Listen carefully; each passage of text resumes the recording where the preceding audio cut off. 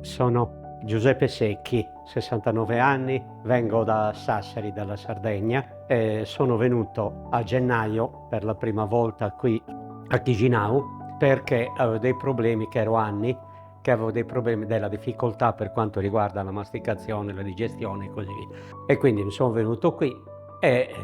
ho sentito, così ho conosciuto per vie traverse d'amici, da soprattutto passaparola, della presenza del dottor Palmas qui a Chisinau. Ho fatto degli impianti dentali sopra e sotto con ricostruzione a ossea anche in alcune parti e ho messo 6 impianti fissi sopra e 6 impianti fissi sotto. Sono venuto adesso a settembre, ho fatto l'impianto, cioè ho tolto l'impianto provvisorio, ho fatto l'impianto definitivo con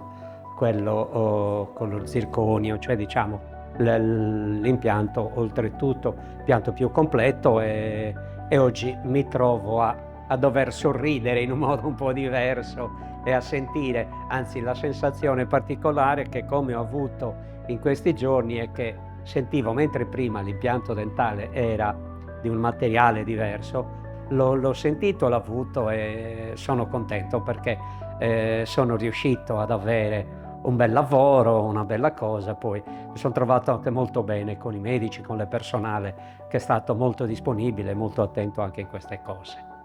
Ringrazio perché è venuta fuori un bel lavoro, grazie. E grazie a questo tipo di impianto ha cambiato radicalmente le cose e mi trovo anche molto più sereno, più tranquillo ad affrontare questo genere di vita, questa cosa. Un bellissimo sorriso, di quelli grande sorriso, ecco,